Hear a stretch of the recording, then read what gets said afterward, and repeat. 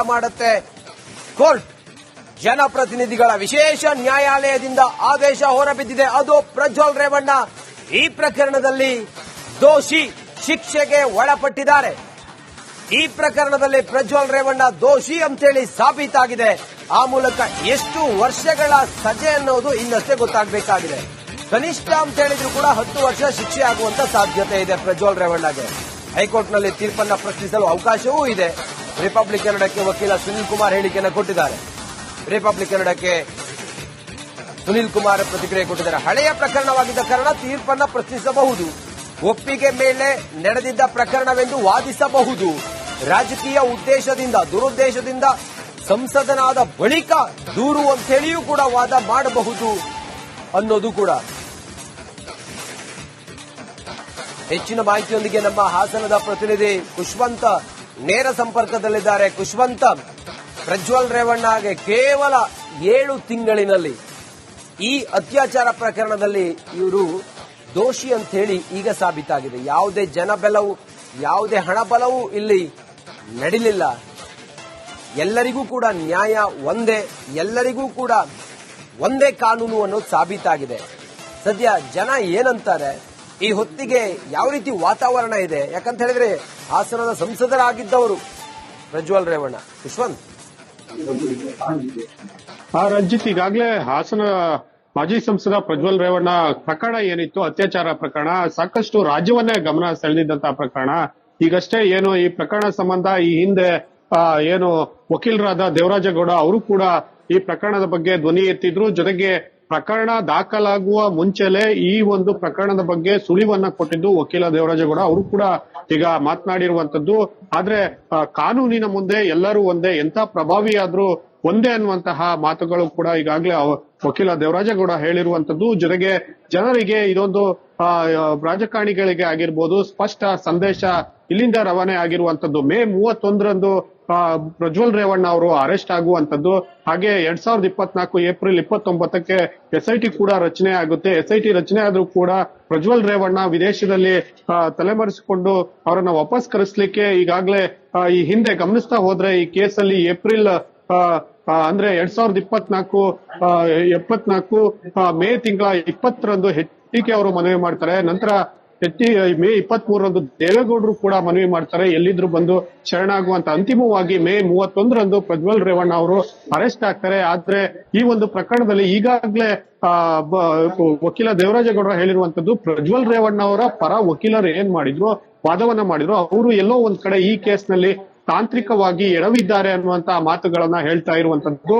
ಆದ್ರೆ ಈ ಒಂದು ಪ್ರಕರಣದಲ್ಲಿ ಸಂತ್ರಸ್ತೆ ಅಂದ್ರೆ ಒಟ್ಟು ಈಗ 4 ಕೇಸ್ನಲ್ಲಿ 1ನೇ ಕೇಸ್ ಅಂದ್ರೆ KR ನಗರ ಮೂಲದ ಸಂತ್ರಸ್ತೆ ಏನಿದ್ರು ಆಕೆ ನೀಡಿರುವಂತಹ ದೂರಿನ ಹಿನ್ನೆಲೆಯಲ್ಲಿ ಈ ಕೇಸ್ನಲ್ಲಿ ದೋಷಿ ಅಂತ ಸಾಬೀತಾಗಿರುವಂತದ್ದು. ಹೀಗಾಗಿ ಎಲ್ಲೋ ಒಂದ್ ಕಡೆ ಈ ಒಂದು ಪ್ರಕರಣದ ಬಗ್ಗೆ ಸಾಕಷ್ಟು ಈಗ ಎಲ್ಲರೂ ಕೂಡ ತಪ್ಪು ಮಾಡಿದವನು ಶಿಕ್ಷೆ ಅನುಭವಿಸಲೇಬೇಕು ಅನ್ನುವಂತ ಮಾತುಗಳು ಕೂಡ ಕೇಳಿ ಬರ್ತಾ ಇರೋದು. ಒಟ್ಟಾರೆಯಾಗಿ ಈ ಪ್ರಕರಣವನ್ನ ಗಮನಿಸ್ತಾ ಹೋದ್ರೆ ಸದ್ಯಕ್ಕೆ ಈಗಷ್ಟೇ ಶಿಕ್ಷೆಯ ಪ್ರಮಾಣ ಎಷ್ಟು ಅನ್ನುವಂತ ಸಹಜ ಕುತೂಹಲ ಎಲ್ಲರಲ್ಲೂ ಮೂಡಿರುವಂತದ್ದು. ಹಾಗಾಗಿ ಒಟ್ಟಾರೆಯಾಗಿ ಹಾಸನದ ಮಾಜಿ ಸಂಸದ ಪ್ರಜ್ವಲ್ ರೇವಣ್ಣ ಅವರ ಒಂದು ಕೇಸ್ ಏನಿತ್ತು ಸಾಕಷ್ಟು ಕುತೂಹಲ ಮೂಡಿಸಿದ್ದು. ಇದು ಒಂದು ತಾರ್ಕಿಕವಾಗಿ ಮತ್ತು ಅದರಲ್ಲೂ ತ್ವರಿತವಾಗಿ ಈ ಕೇಸ್ ಒಂದು ತಾರ್ಕಿಕ ಒಂದು ಅಂತ್ಯಕ್ಕೆ ಬರ್ತಾ ಇರುವಂತದ್ದು. ಸಾಕಷ್ಟು ಈಗ ವಕೀಲರು ಹೇಳುವ ಪ್ರಕಾರ ನ್ಯಾಯಾಲಯಕ್ಕೆ ಧನ್ಯವಾದವನ್ನ ಹೇಳಿದ್ದಾರೆ. ಒಟ್ಟಾರೆಯಾಗಿ ಈ ಕೇಸ್ ಬಗ್ಗೆ ಮುಂದೆ ಶಿಕ್ಷೆಯ ಪ್ರಮಾಣ ಎಷ್ಟು ಅನ್ನುವಂಥದ್ದು ಈಗ ಕುತೂಹಲಕ್ಕೆ ಕಾರಣ ಆಗಿರುವಂತದ್ದು. ರಂಜಿತ್,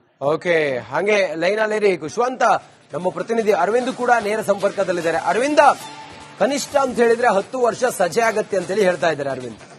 ಸದ್ಯ ಈ ಪ್ರಕರಣದಲ್ಲಿ ಏನಾಗಬಹುದು? ಜನಪ್ರತಿನಿಧಿಗಳ ವಿಶೇಷ ಕೋರ್ಟ್ ಎಷ್ಟು ವರ್ಷ ಸಜೆ ಕೊಡಬಹುದು? ಏನೇನ್ ಸಾಧ್ಯತೆಗಳ ಬಗ್ಗೆ ಚರ್ಚೆ ಆಗ್ತಾ ಇದೆ ಅರವಿಂದ್?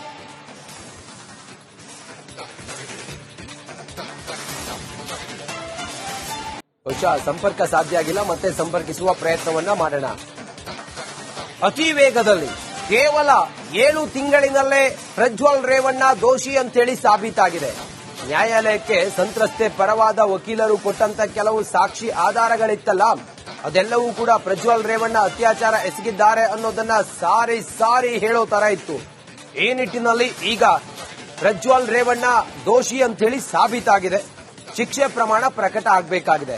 ನಮ್ಮ ಪ್ರತಿನಿಧಿ ಅರವಿಂದ್ ಅಗೈನ್ ಲೈವ್ ನಲ್ಲಿ ಕನೆಕ್ಟ್ ಆಗಿದ್ದಾರೆ. ಅರವಿಂದ್, ಸಾಧ್ಯತೆಗಳೇನು, ಶಿಕ್ಷೆ ಪ್ರಮಾಣ ಎಷ್ಟು, ಏನು ಎತ್ತ ಅನ್ನೋದ್ರ ಬಗ್ಗೆ ಈ ಹೊತ್ತಿಗೆ ಏನೇನ್ ಚರ್ಚೆ ಇದೆ? ಪ್ರಜ್ವಲ್ ರೇವಣ್ಣಗೆ ಎಷ್ಟು ವರ್ಷ ಶಿಕ್ಷೆ ಆಗುತ್ತೆ ಅನ್ನೋದ್ರ ಬಗ್ಗೆ ಏನ್ ಮಾಹಿತಿ ಇದೆ ನಿಮ್ಮ ಹತ್ರ ಅರವಿಂದ್?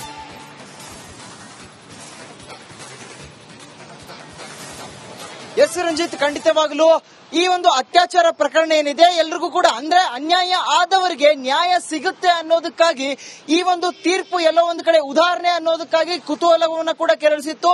ಇವತ್ತು ಜನಪ್ರತಿನಿಧಿಗಳ ನ್ಯಾಯಾಲಯದಲ್ಲಿ ವಿಚಾರಣೆ ಕೂಡ ಆಗಿತ್ತು. ಸತತವಾಗಿ 7 ತಿಂಗಳ ಕಾಲ ಈ ಒಂದು ಟ್ರಯಲ್ ನಡೆದಿತ್ತು ಜನಪ್ರತಿನಿಧಿಗಳ ನ್ಯಾಯಾಲಯದಲ್ಲಿ.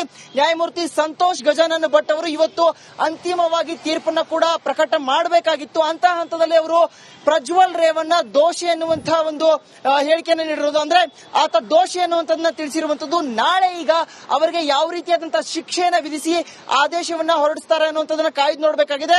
ಪ್ರಮುಖವಾಗಿ ಅತ್ಯಾಚಾರ ಪ್ರಕರಣಗಳಲ್ಲಿ ಈಗಾಗಲೇ 10 ವರ್ಷ ಆಗಿರಬಹುದು, 20 ವರ್ಷ ಆಗಿರಬಹುದು, ಈ ರೀತಿಯಾದಂತಹ ಶಿಕ್ಷೆಯ ಪ್ರಮಾಣವನ್ನ ಹಲವು ಪ್ರಕರಣಗಳಲ್ಲಿ ಈಗಾಗಲೇ ಆದೇಶವನ್ನ ಕೊಟ್ಟಿರುವಂತದ್ದು. ಈ ಒಂದು ಕೇಸಲ್ಲಿ ಅಂದ್ರೆ ಪ್ರಮುಖವಾಗಿ ಪ್ರಜ್ವಲ್ ರೇವಣ್ಣ ಅವರ ಮೇಲೆ ಸುಮಾರು 4 ಕೇಸ್ಗಳಾಗಿದ್ವು. ಅದರಲ್ಲಿ 2 ಕೇಸ್ನಲ್ಲಿ ಅವರನ್ನ ಬಂಧನ ಮಾಡಲಾಗಿತ್ತು. ಪ್ರಮುಖವಾಗಿ ಅದರಲ್ಲೂ ಕೂಡ ಈ KR ನಗರ ಸಂತ್ರಸ್ತೆ ಏನಿದ್ರು ಇವರು ಹಾಸನದ ಹೊಳೆ ನರಸೀಪುರದ ಅವರ ಮನೆಯಲ್ಲಿ ಇವರು ಕೆಲಸ ಮಾಡ್ತಾ ಇದ್ರು, ಸುಮಾರು ವರ್ಷಗಳಿಂದ ಕೆಲಸ ಮಾಡ್ತಾ ಇದ್ರು. ಅತ್ಯಾಚಾರ ಮಾಡಿ ಆ ಒಂದು ವಿಡಿಯೋವನ್ನ ವಿಡಿಯೋ ಮಾಡಲಾಗಿತ್ತು. ಈ ಒಂದು ಪ್ರಕರಣ ಸಂಬಂಧ ಹಲವು ಸಾಕ್ಷಿಗಳನ್ನ, ಅದರಲ್ಲೂ ಪ್ರಮುಖವಾಗಿ 23 ಸಾಕ್ಷಿಗಳನ್ನ, ಜೊತೆಗೆ ವಿಡಿಯೋಗಳ FSL ರಿಪೋರ್ಟ್, ಇನ್ನಿತರ ಈ ಸಾಕ್ಷಿಗಳ ವರದಿಯನ್ನ ಸಲ್ಲಿಕೆ ಮಾಡಲಾಗಿತ್ತು. ಇನ್ಸ್ಪೆಕ್ಟರ್ ಶೋಭಾ ಏನಿದ್ದಾರೆ, SIT ಶೋಭಾ ಅವರು ಈ ಒಂದು ಚಾರ್ಜ್ ಶೀಟ್ ನ ಕೋರ್ಟ್ಗೆ ಸಲ್ಲಿಕೆ ಕೂಡ ಮಾಡಲಾಗಿತ್ತು. ಸುಮಾರು 2000 ಪುಟಗಳ ಚಾರ್ಜ್ ಶೀಟ್ ನ ಸಲ್ಲಿಕೆ ಮಾಡಿದ್ರು. ಹಲವು ಸಾಕ್ಷಿಗಳಿದ್ವು. ಕೋರ್ಟ್ ನಲ್ಲಿ ಪ್ರಜ್ವಲ್ ರೇವಣ್ಣ ಅವರು ಕೂಡ ಮಂತ್ರ ಜಪ ಮಾಡ್ತಾ ಇದ್ರು. ಹಲವು ಟ್ರಯಲ್ಗಳಲ್ಲಿ ಕೂಡ ಅವರು ಇದೇ ರೀತಿಯಾಗಿ ದೇವನಾಮ ಸ್ಮರಣೆಯನ್ನ ಮಾಡ್ತಾ ಇದ್ರು. ಅಂತ ಹಂತದಲ್ಲಿ ಈ ಪ್ರಮುಖವಾಗಿ ಈ ಪ್ರಕರಣ ಏನಿದೆ, ಈ ಪ್ರಕರಣ ಬಹಳಷ್ಟು ತಿರುವನ್ನ ಪಡೆದುಕೊಂಡಿತ್ತು. ಒಂದು ಕಡೆ ಕಿಡ್ನಾಪ್, ಮತ್ತೊಂದು ಕಡೆ ಹಲವು ವಿಡಿಯೋಗಳು ವೈರಲ್ ಆಗಿದ್ವು. ಜೊತೆಗೆ ತಾನು ಎಲ್ಲೋ ಒಂದು ಕಡೆ ನಿರ್ದೋಷಿ ಆಗ್ತೀನಿ ಅನ್ನುವಂತಹ ಒಂದು ಹಂತದಲ್ಲಿ ಅವರಿಗೆ ವಿಶ್ವಾಸ ಇತ್ತು. ಆದ್ರೆ ಈಗ ಅಂದ್ರೆ ಪ್ರಮುಖವಾಗಿ ನಿಷ್ಪಕ್ಷಪಾತವಾಗಿ ಒಂದು ವಿಚಾರಣೆ ಏನ್ ನಡೀತು, ಈಗ ಬಂದಿರುವಂತದ್ದು ಆತ ದೋಷಿ ಎನ್ನುವಂತಹ ತೀರ್ಮಾನ ಬಂದಿರುವಂತದ್ದು. ಸದ್ಯ ಈಗ ಅಂತಿಮವಾಗಿ ಇತ್ತ ಪ್ರಜ್ವಲ್ ರೇವಣ್ಣ ಅವರ ಭವಿಷ್ಯ, ಅವರು ಜೈಲಿಗೆ ಹೋಗೋದಂತೂ ಫಿಕ್ಸ್. ಆದ್ರೆ ಎಷ್ಟು ವರ್ಷಗಳಿಗೆ ಅವರಿಗೆ ಶಿಕ್ಷೆಯನ್ನ ವಿಧಿಸಿ ಕೋರ್ಟ್ ಆದೇಶ ಮಾಡುತ್ತೆ ಅನ್ನುವಂಥದ್ದನ್ನ ಕಾಯ್ದು ನೋಡಬೇಕಾಗಿದೆ. ನಾಳೆ ಇದೇ ರೀತಿಯಾಗಿ ವಿಚಾರಣೆ ನಡೆದು ಅಂದ್ರೆ ಅಂತಿಮವಾಗಿ ಈ ಒಂದು ಆದೇಶ ಪ್ರಕಟ ಮಾಡುವುದು ಅಷ್ಟೇ ಬಾಕಿ ಇರುವಂತದ್ದು. ಸುಮಾರು 7 ತಿಂಗಳ ಕಾಲ ಈ ಒಂದು ಟ್ರಯಲ್ ನಡೆಯುತ್ತೆ. ಆತ ಜರ್ಮನಿಗೂ ಕೂಡ ಹೋಗಿರುವಂತದ್ದು. ಅದಾದ ಬಳಿಕ ಅವ್ರನ್ನ ಏರ್ಪೋರ್ಟ್ ನಲ್ಲಿ ಬಂಧನ ಮಾಡಲಾಗುತ್ತೆ. ಸುದೀರ್ಘವಾಗಿ ವಿಚಾರಣೆ ಮಾಡ್ತಾರೆ. FSL report just hold Arvind, ನಿಮ್ಮನ್ನ ಮತ್ತೆ ಮಾತಾಡ್ತೀನಿ. ರೇಪ್ ಕೇಸ್ನಲ್ಲಿ ಪ್ರಜ್ವಲ್ ರೇವಣ್ಣ ದೋಷಿ, ಅಪರಾಧಿ. ವಿಧಾನಸೌಧದಲ್ಲಿರುವ HD ರೇವಣ್ಣಗೆ ಶಾಕ್ ಆಗಿದೆ.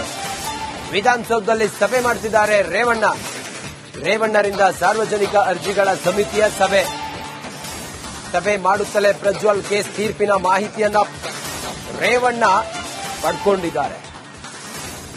ರೇಪ್ ಕೇಸ್ನಲ್ಲಿ ನನ್ನ ಮಗ ಪ್ರಜ್ವಲ್ ರೇವಣ್ಣ ದೋಷಿ ಅಂತೇಳಿ ಈಗ HD ರೇವಣ್ಣ ಅವರಿಗೆ ಗೊತ್ತಾಗಿದೆ. ಪಾಪ ದಂಗಾಗಿ ಹೋಗಿದ್ದಾರೆ. ವಿಧಾನಸೌಧದಲ್ಲಿ ಸಭೆ ಮಾಡ್ತಾ ಇದ್ರು HD ರೇವಣ್ಣ. ಇವತ್ತು ಏನು ಜನಪ್ರತಿನಿಧಿಗಳ ವಿಶೇಷ ಕೋರ್ಟ್ನಲ್ಲಿ ಪ್ರಜ್ವಲ್ ರೇವಣ್ಣ ಅವರು ಅಪರಾಧಿ ಅಂತೇಳಿ ಸಾಬೀತಾದ ನಂತರ HD ರೇವಣ್ಣನವರಿಗೆ ಶಾಕ್ ಆಗಿದೆ. ಹಿಂಗಾಯ್ತಲ್ಲ ಅಂತೇಳಿ ಅವರು ಬಹಳ ದಿಗ್ಭ್ರಾಂತರಾಗಿದ್ದಾರೆ.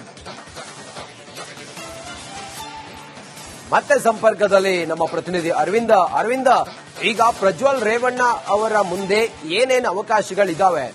ದೋಷಿ ಅಂತ ಹೇಳಿ ಪ್ರೂವ್ ಆಗಿದೆ. ಮುಂದೆ ಯಾವ ರೀತಿ ಕಾನೂನಿನ ಹೋರಾಟವನ್ನು ಮಾಡಬಹುದು? ಏನಾದ್ರೂ ಲೀಗಲಿ ಈ ಕುರಿತಾಗಿ ವಕೀಲರನ್ನ ಮಾತಾಡಿಸಿದಾಗ ತಮಗೆ ಏನ್ ಹೇಳಿದ್ರು ಅವರು? ಏನೇನ್ ಪಾಸಿಬಿಲಿಟೀಸ್ ಇದೆ ಅನ್ನೋದ್ರ ಬಗ್ಗೆ ಅರವಿಂದ್?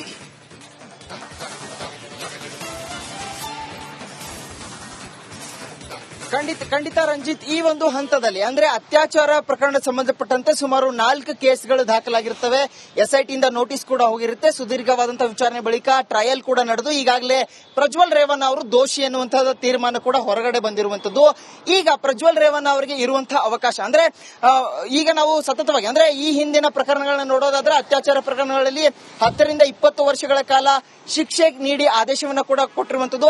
ಅದಲ್ಲದೆ ದಂಡ, ಜೊತೆಗೆ ಇದರ ಜೊತೆಗೆ ದಂಡ ಹತ್ಯಾಕಾಂಡ ಹಾಗೆ ಇನ್ನಿತರ ಶಿಕ್ಷೆ ಪ್ರಮಾಣವಾಗಿ ವಿಧಿಸಿ ಕೋರ್ಟ್ಗಳು ಬೇರೆ ಪ್ರಕರಣಗಳಲ್ಲಿ ಅಂದ್ರೆ ಅತ್ಯಾಚಾರ ಪ್ರಕರಣಗಳಲ್ಲಿ, ಅಪ್ರಾಪ್ತ ಬಾಲಕಿಯರ ಮೇಲೆ ಅತ್ಯಾಚಾರ ಪ್ರಕರಣಗಳಲ್ಲಿ, ಇನ್ನಿತರ ಇದೇ ಹಂತದ ಪ್ರಕರಣಗಳಲ್ಲಿ ಆ ರೀತಿಯಾಗಿ ದೋಷಿಗಳಿಗೆ ತೀರ್ಪು ನೀಡಿರುವಂತದ್ದು. ಆದ್ರೆ ಪ್ರಜ್ವಲ್ ರೇವಣ್ಣ ಅವರಿಗೆ ಯಾವ ರೀತಿಯಾದಂತಹ ಹಂತದಲ್ಲಿ ಶಿಕ್ಷೆ ನೀಡ್ತಾರೆ ಅನ್ನೋದನ್ನ ಕಾಯ್ದು ನೋಡಬೇಕಾಗಿದೆ. ಕಾರಣ ಇಲ್ಲಿ ಇವರು ಅತ್ಯಾಚಾರ ಮಾಡಿ ಆ ಒಂದು ವಿಡಿಯೋವನ್ನ ಮಾಡ್ಕೊಂಡಿರ್ತಾರೆ.